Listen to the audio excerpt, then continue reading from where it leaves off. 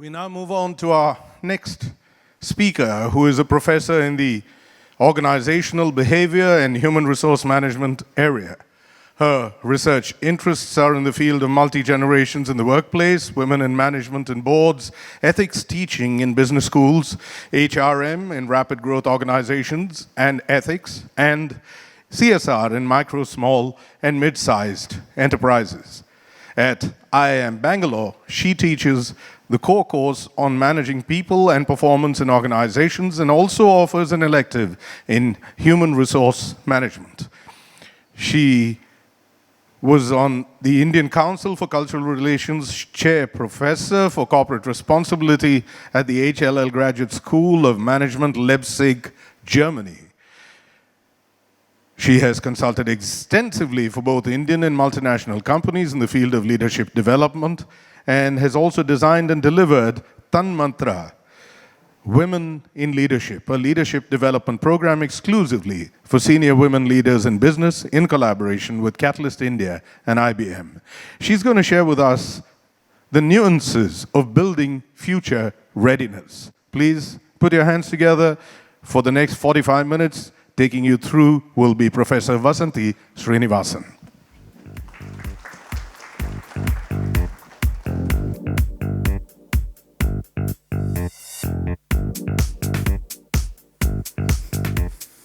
Thank you.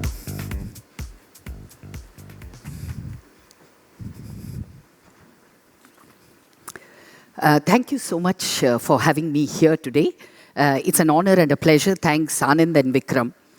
Dr. Kaustubh, a very big thank you to you because your presentation, I think the beauty of this presentation is that coming from the kind of experience that you have to the kind of academic perspective that I have had for the last 25 years, just studying human behavior in organizations, it could not be but a greater validation of some of the ideas in terms of what you're talking from practice to the idea of what it means when you're actually looking at it from the sidelines. I'll talk for about 25 minutes, maybe a little more, and then pause for about 15 minutes of question and answers. So let me first begin with just summarizing 3 perspectives that Dr. Kaustubh's presentation left with me. The first and the most important perspective was he spoke about intuitions so many times. And one of you asked the question on clairvoyance. I would actually go ahead and say, yes, we will need clairvoyance as we look into the future. I'm not even going to hesitate about it because it's a science that we don't understand, and that the way human-machine interface is happening in many of your organizations, with the way modern technologies are getting adopted, I don't know where intuition will end and where clairvoyance will begin with the kind of data that we are collecting. Okay? So I think that was a very insightful one in terms of intuition. The second one that just stayed with me through this presentation was your point of personalization at scale. To me, personalization at scale would actually involve dismantling many of your existing systems. And like you, Professor, I had also done a quick Google on operational efficiency, definition of process improvement, and I must confess that it left me feeling very worried. So if you're an operation excellence person, please don't read any more in that area because there is a problem in terms of the assumptions. Okay? And I'm happy to take it on afterwards, but it basically talks of a process conformity mindset. Like I talked to the legal and finance, if there are any of you in this room, that the world of finance does not today need a compliance mindset. The world of compliance needs a compliance mindset. The world of finance needs an enabler mindset, which is to enable people who are coming to you and saying, how do I raise capital? How do I actually manage productivity? Can you be an expert to tell them what they can do rather than saying what they should not do? Okay? So I've often asked this question, and I remember I was hosting an event for about 250 CFOs of a company, and I asked this question, why is it that CFOs are not becoming CEOs as much as they should? Because from the very first year of their accounting course, they know the whole organization, right? And it's an interesting question to think about because the issue there is perspective taking. And the perspective taking of the sales function will never disappear. However, in its existing form, whether 20 years from now we will show a box which has a sales function there in the organization chart, I'm not sure. Okay?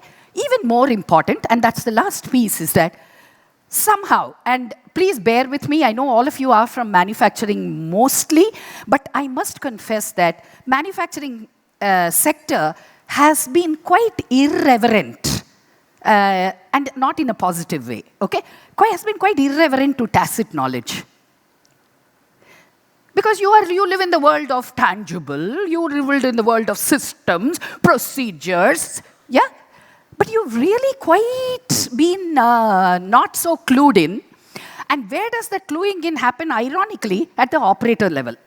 And I must confess, I was in this automobile plant, and then I'm walking up, and there's this really old person. He's going to possibly retire in the next year or two, and they are going through this major automation process, and I can talk about this endlessly because it was my PhD student's dissertation.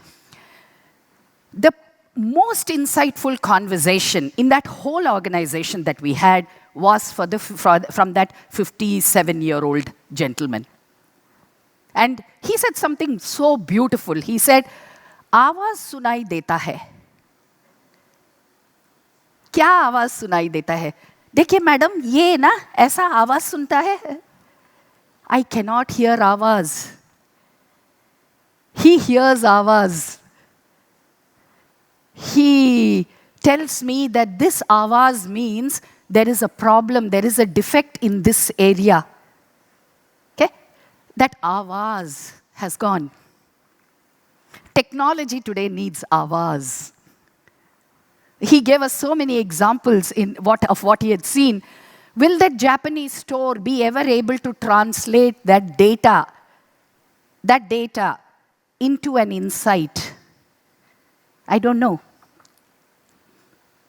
If that telecaller had not come to the room to be able to ask, I know in the few minutes whether this person is going to buy or not, would you actually have a startup trying to understand that? Yeah?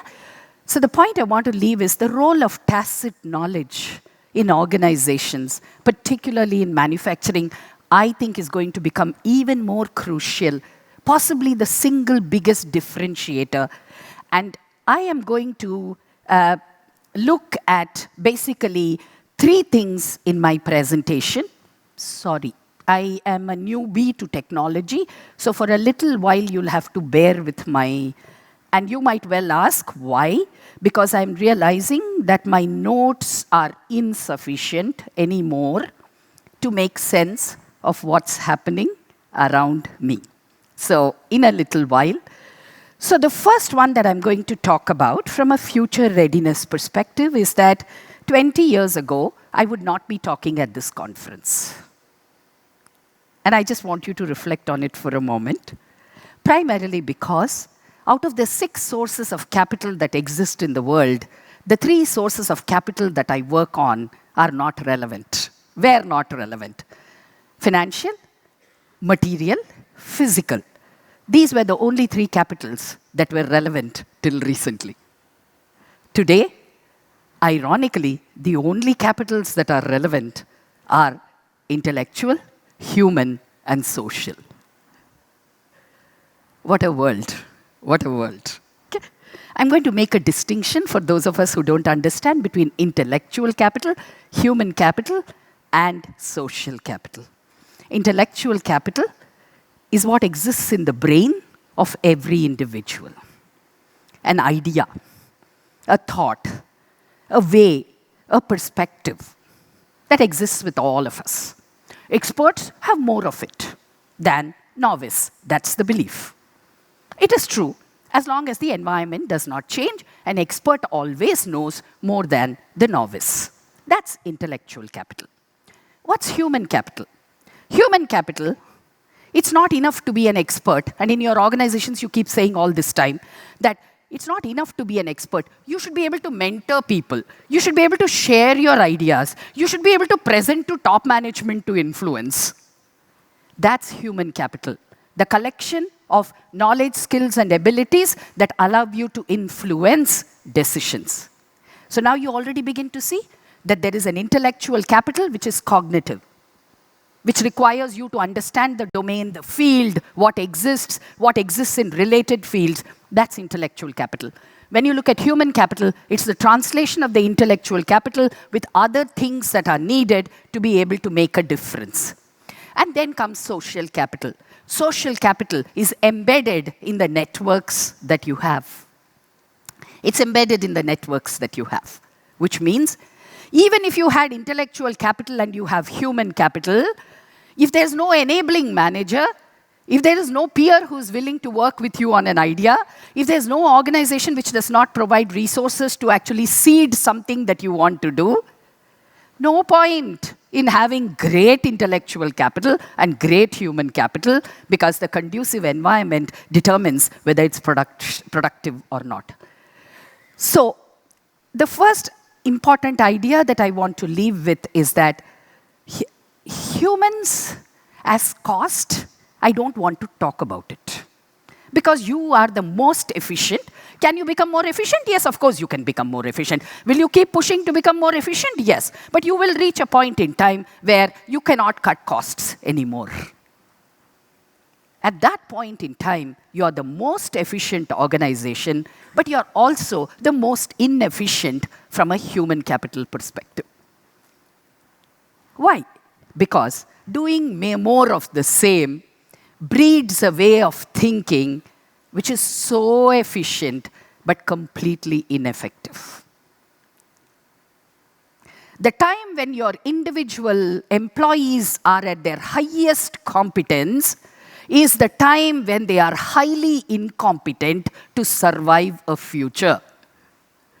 So will your sales team have to be replaced? Yes. Okay? Now, this is the paradox of organizations. So, that is why today's session, I'm not going to focus on cost. Yeah, I can talk for 2 hours on it, but that's not the focus. The focus is really, are people an asset? I often see this in the buildings, those values, vision that's put. People are our greatest asset. Nonsense.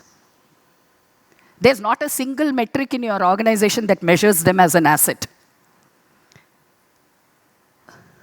Yeah? Look at the number of cost measures that you have on people. How many asset measures do I have? If I have an asset measure, it should be, what are the asset measures? First one, for every critical position in my organization, is there a replacement? Then you have asset. For every critical person in the organization who can hold my organization to ransom, do I have a substitute? Then you're measuring asset. Even more important, what is the percentage of internal job rotation that has happened in my organization? If it's not running at 70% to 80%, you are inefficient and you don't know that you are inefficient. I don't have grand metrics. I am not a measurement person. But these are the signals of sustainable organization. So thinking this way means it'll eat into your cost mindset. Because for some period of time, right, if you transfer the person to another department, they have learning curve, right? Yeah, you now begin to see that what got you success so far is not going to get you success in the future. And the assumptions of human capital that about humans that we have made will reach a dead end, and I can already see that beginning to happen. Let me look at the second point that I wanted to leave you with. This is about the idea of what is technology doing? And I'm going to spend a little bit of time on technology because I think, if you ask me which sector do I see technology coming in ways that are just so incredibly wonderful and yet so challenging, is the manufacturing sector. Okay? I've had an opportunity to work in very unusual agri-based organizations where I'm actually looking at what IoT devices are doing. I've worked with logistics back-end organizations. and of course, manufacturing in traditional sectors. One of the most interesting things that has happened with technology is the fact that, and I'm going to start with an example of my PhD student's work, where he tracked an organization over a 1.5-year period studying robotic arm introduction. That's all.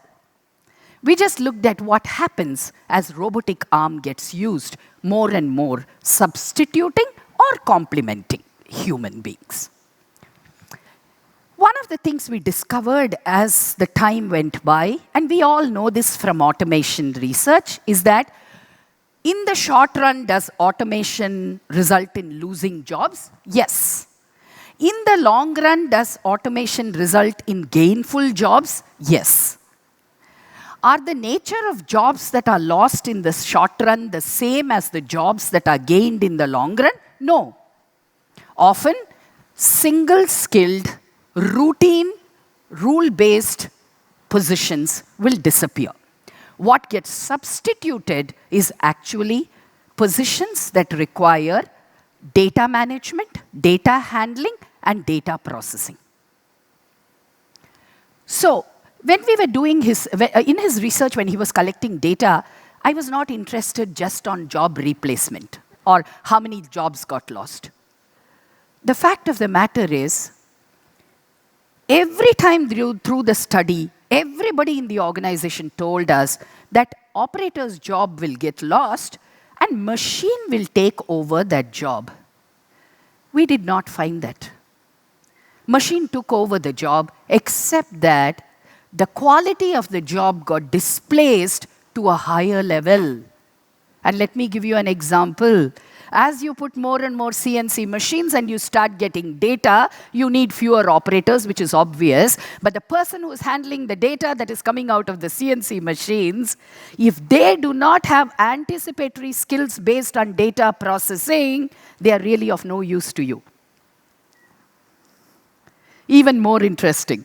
As data processing and data handling gets stronger and stronger at the level of the traditional supervisory category who only know how to manage people, translating them from people managers into data managers is an even bigger challenge. Why? Because all literature tells us that some of us have more mathematical and numerical fluency, while some of us have greater verbal fluency. So which means to teach somebody Excel literacy is very easy. But to teach somebody Excel fluency to do pivot is not as easy. So when you say reskilling, what are we reskilling? So now you begin to see at the supervisor level, you're going to reskill them for Excel. Because in the absence of Excel, there's no role. Even more interesting. Assuming you reskill them for Excel and their ability to manage data, the question is, what was happening with the managers? Managers had cognitive overload, which means they had data coming, they had people coming, they had bosses asking, they could not process for themselves decision-making. So data-based decision-making is a very different ballgame, which is what managers need to do today. So in some way, at the end of this study, we came back in the manufacturing sector is that for some foreseeable period of time, and when we presented it to the organization, it was quite revealing for them because one of the things they discovered was their outstanding managers were no longer as outstanding. Yeah? Because the competencies needed for those managers were now very different. So, at a managerial level, what got them there is not going to take them wherever the organization wants them to go. Last but not the least, what did we discover? We discovered that data, and does not matter whether you use ERP, any other system, does not matter whatever you do, data flows within the organization are not as seamless as data collection is in independent parts of the organization. So would you have to do operational excellence for data management? Is that a science you're going to require in the future? No doubt at all. No doubt at all. Because unless seamless flow of data happens, organizations are not going to get really the benefits of technology that is kind of coming in. Another related area, and this is going to be an even bigger problem, I saw it in the tech sector because I've been studying them for 25 years. One of the things that happens is you must remember those multiple levels that we have in the organization is nothing more than coordination in hierarchy. The purpose of those levels really is coordination. Technology, rule-based, is taking away coordination. As we invest more and more in artificial intelligence and other forms of learning, human discretion in organizations will keep coming down. Tech industry, some informal data that I have, over 5 years, 30,000 senior managers lost jobs. Managers didn't lose. Team leads didn't lose. The people who lost jobs were managers' manager. Clearly, from a cost perspective, cutting there is much easier, right? You will make more money. But more importantly, one layer was not needed anymore. So the point I'm just leaving with you is that I believe human capital becomes so important as you look into the future. Is this an area where we are investing enough in terms of our own thinking? Let me close with some research that informs a large part of what I do. I do believe, given the kind of policy changes that we have seen in the last few years, and given the kind of geopolitical thrust that's going to push manufacturing in India forward, I have no doubt at all that the sector will get shaken up, calling for new practices. And I've kind of also been asking, what is it that will drive this sector in the future? I think today when I was listening to Dr. Kaustubh, one thing that just struck me is that technology innovations will continue to happen across from very unexpected quarters. So the competition for many large companies is not your peer competitor, which is the way you've thought about it in the past. It's actually unexpected competitors from unexpected places. Yeah? So earlier you knew who your competitor was and you did your analysis, but today those are not going to be the competitors, definitely not from the tech space. So if those are not your competitors and they are the ones who are actually going to disrupt, what is it that internally as an organization that you need? I think the most important one is going to be managerial innovations. I don't think in India we have seen enough of it. What is a managerial innovation? A managerial innovation is anything, product, process, technology, whatever it is that you bring to the table, but an innovation that comes embedded from the social network that exists in a department, a group. That's managerial innovation. Are you able to generate, do you need to be personally creative? No. Does your team need to be creative? Yes. At the end of the day, the person at the front is the only one who understands the customer. After that, every person is only second-hand customer knowledge. So one of the interesting questions we have to ask is, am I generating ideas? So which means I have to be open in the way I actually look at people, what they are capable of bringing to the table. I've got to create meetings. I've got to create processes that allow for people to bring their ideas into work. Even more important, I need enormous facilitation skills to be able to be non-judgmental, open-minded. We want everybody to change mindsets. Actually, I think people in this room, if we change our mindset, the rest of the organization's mindsets will automatically get changed. So what does this changed mindset look like? Imagine working with the same person for 15 years and you know everything you think you know about that person. Now imagine sitting in a meeting and being open-minded about that person. Boss, it calls for a lot of self-awareness. It calls for a lot of self-awareness. So how then do we measure managerial innovation?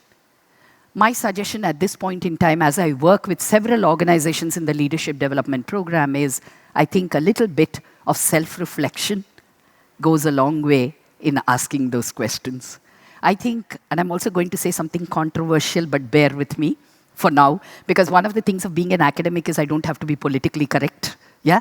So I think the greatest damage to managerial innovation comes from your performance management system. Yeah? And you may want to think about it. The reason is, your entire performance management system was not created for employees. It was created for the organization to track whether the strategy it set out at the beginning of the year indeed came out as results at the end of the year. No wonder we talk about organizational goals, cascade. Look at the vocabulary, cascade. And after you have cascaded, it is not enough. Why? Because people should be aligned. Look at the vocabulary, cascading, alignment. For whom? For the organization. Where do people come in between? They are goal sheets. So now we begin to see that, I'm not saying throw away the system. All that I'm saying is there a problem in the way you're measuring, because what gets measured gets managed? Are you using the goal sheet to measure innovation, transformation, collaboration? I'm sure all these three words are being used in your organization, because every time somebody comes to brief me, right? Now I have this joke going on, okay? But I can afford to share that here, which is, I say, okay, now tell me what do you want me to accomplish in this session? And then I give out a laundry list. Agile, collaboration, transformation, innovation. Which one of this? We have a good laugh about it, but the fact is this is the vocabulary of the new world order. And I'm sure one of this or more of this is going on in your organizations. Let me pause with the last statement, which is just really about future readiness.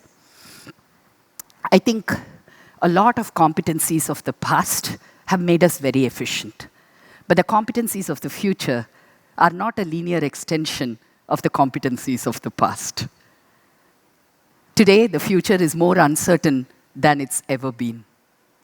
In 2016, I started doing some work with NASSCOM on looking at leadership competencies in the age of digital disruption.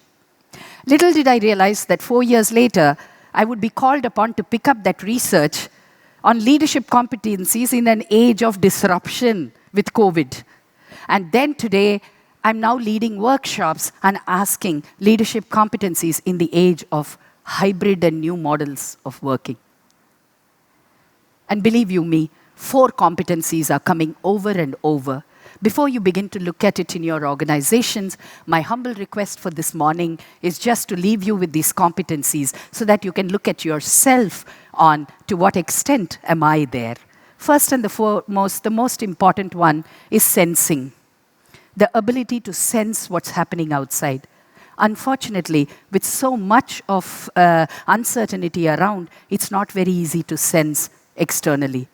So where do I go back to sense? I go back to the first level in the organization who are actually touching the customer.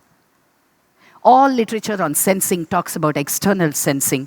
I'm increasingly asking leaders to go to their first level, who actually is making that call, who's walking the road to look at what's changing. Because that's a surefire indicator more quickly of changes that are happening. Sensing. To me, that's one future-ready competency. The second one, which is a very important thing, is agility. What is agility? Agility is not speed. Agility is the ability to fail quickly. Fail quickly with minimal investment. Try, fail. Pick up whatever we've learned, move. So that's the second one, which is agility. The third one, that's extremely going to be important as we look at the future, is managing my biases. And I'm going to talk a little bit about this. There is now research that says that in uncertain context, a rookie's decision will more likely be more closer to the actual decision than an experienced person's decision. For many of us, 20 years of past experience can come in the way of being effective. So you don't have to manage others, you've got to manage your own biases. And last but not the least, personal resilience. Change management in a country like India, every time people say 6% GDP growth rate, right, my heartbeat just stops. Because I've seen 25 years ago, IT industry tell me, Professor, 30% year on year we grow. And then I'm like saying, gosh, how can a 3-year-old child grow into a 9-year-old in 2 years' time? What will be the implications? Steroids, but I don't know what it will mean. But that's exactly what you're asking. And a very senior leader many years ago, 20 years ago, told me, Professor, how do you think you can brew a 30-year-old scotch in 3 years? I said, with a label which says that it was brewed in 3 years. But that is the reality, that you're not going to be able to make that happen. So if you're driving change, it's a marathon. My request to you is, are you personally resilient to move that forward? On that note, thank you so much. And I'm happy to take questions. Yeah.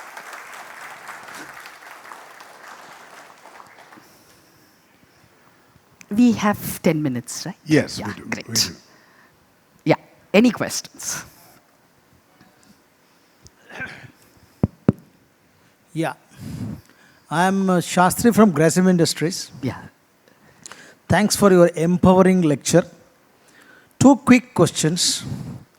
Dr. Kaustubh was talking about explicit management, outward looking. Largely, your lecture talks about inward looking and tacit knowledge about.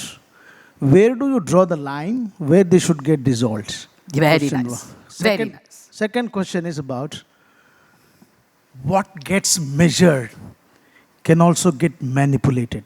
Yes. Thank you. Thank you. I'll respond with the last one, because that's easier to close. What gets measured gets manipulated, but the important one is also that we know how to manage manipulation. There's a lot of literature which says the problem is not in the performance management system, but it's in the procedures that inform managerial behaviors in the system. Okay? So that's one observation that I wanted to leave with you, but thank you for both the questions. The first question, I thought it was very interesting, and I'm sorry again, I'm almost apologetic for being a professor, but suddenly some of these images come to your mind, right? And I'd love sometime just Google on Nonaka. Okay? Nonaka. Amazing man, amazing man. He talks about the role of explicit knowledge sharing explicitly to a group, right? You always do that through training. That's what you're doing, right? What is explicit knowledge? You transfer it to a group in a manner that is very obvious, explicit, and they are expected to appreciate. So 90% of our training, if you look at Shastri, it is about things that can be taught, that can be explained. Yeah? Nonaka then gradually moves to talking about what if the person who has the learning has it tacit, and you want the learner does not understand, and therefore for the learner it has to be explicit. He talks about coaching, mentoring. You now see why that vocabulary has become so popular in your organizations? It's no longer training. We are talking about coaching. Coaching is a way of translating what is implicit in the mind of the individual to make it explicit to the learner. Even more interesting, Nonaka talks about implicit knowledge that exists in minds of people. How can it be transferred implicitly to another person? And he says the only way to do that is through socialization, which means I actually live together with you for a period of time to understand and ask you, why do you do what you do? And hopefully you will explain to me that, and that will help. Now you understand we talk about mentoring, reverse mentoring for senior leaders. That whole vocabulary of coaching, mentoring, all of that stems from this mix between the explicit world of the outside to the implicit order inside. Is that making some sense? Yeah, certainly yes. Thank you. I think all that it Just means... only thing I just wanted to add, you mentioned about irreverence of the manufacturing professionals. Yeah. While I would not totally agree with that, Correct. the challenge, I've been in the manufacturing industry for almost 35 years now. Yes. As you very rightly said about my own experience might come in my own way of my own self-development or self-awareness. Yeah. Our efforts have been through last 3-4 decades is conversion of the tacit knowledge, not just only tacit to other people Sure. or implicitly, but our ability to convert the tacit to the implicit one and Yeah. making my own procedures much more elaborative, much more interactive is what we are looking at. Good. Thank you. Thank you. Good. Good. Yes. Thank you.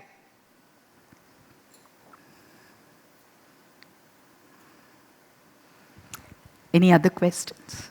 Looks like one more. Yeah, sure. Yeah, thanks, Professor. Thanks a lot for this very interesting session. Just one little question or query. You just mentioned that the standard to be adopted for internal job rotation should be 70 to 80%.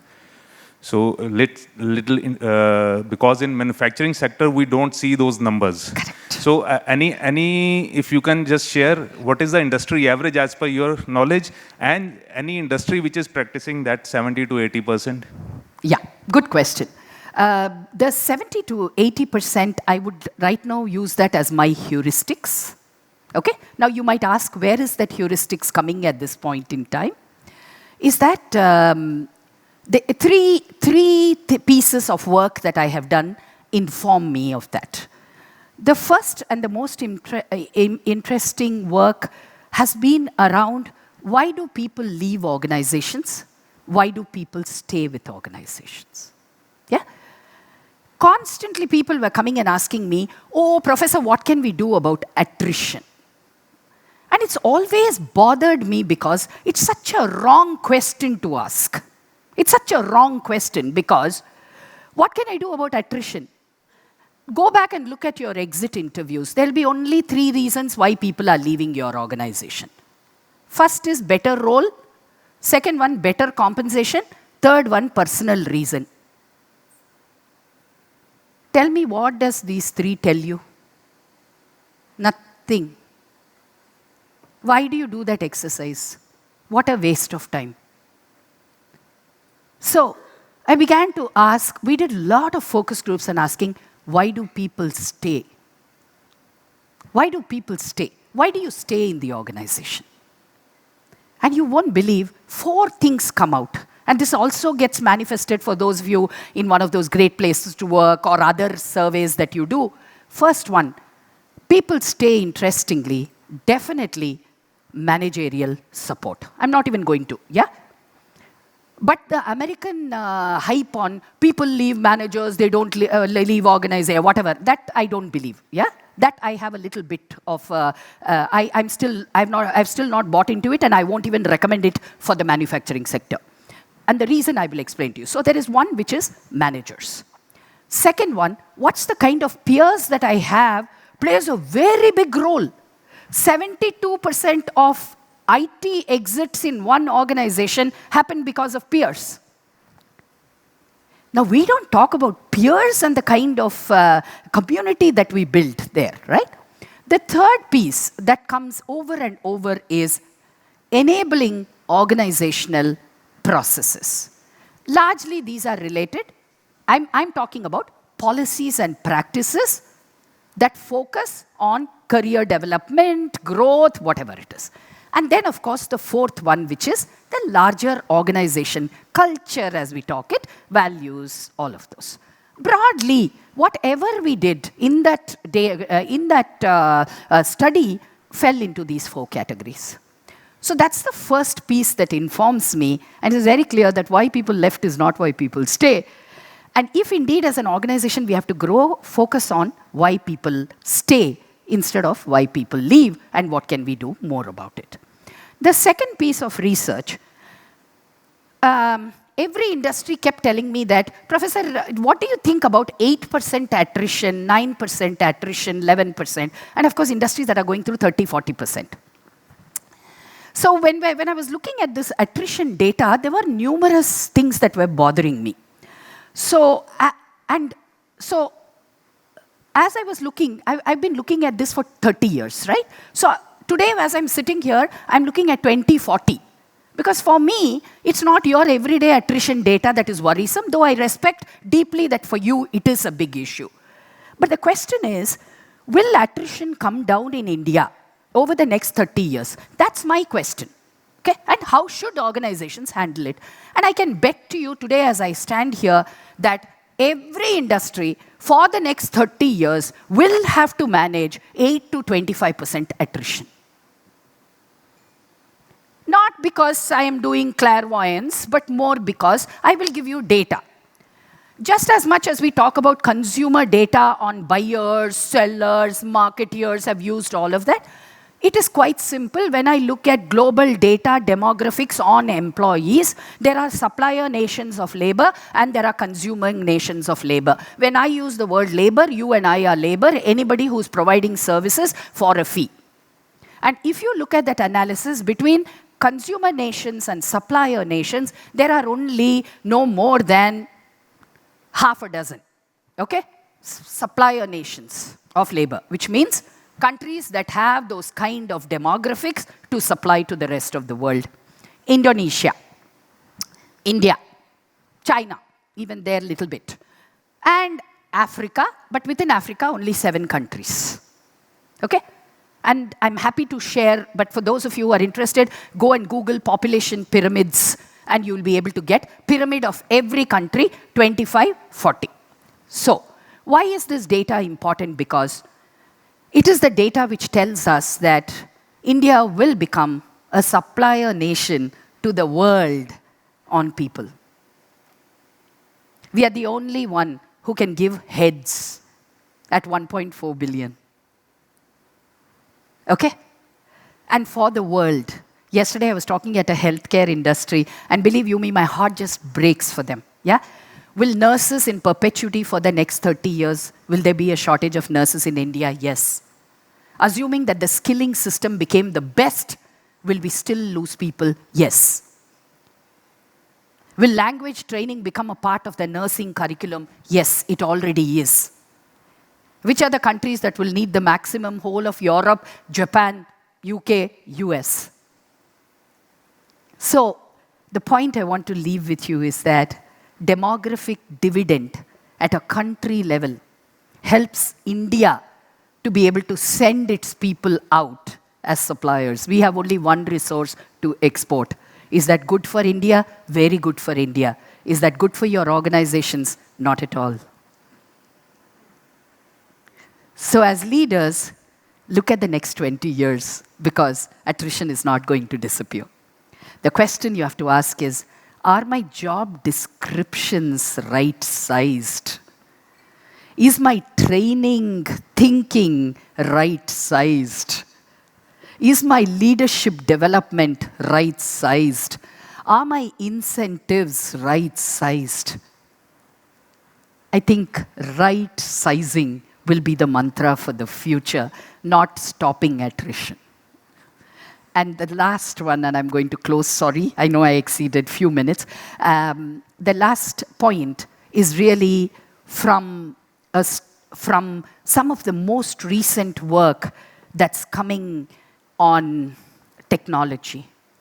If you're interested in reading, there is a very nice book by Only Humans Need Apply by Davenport.